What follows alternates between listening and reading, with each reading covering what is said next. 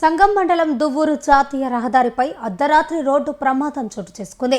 Kanigiri Chennai RTC బస్సును వెనక నుంచి వస్తున్న లారీ బలంగా ఢీకొట్టింది.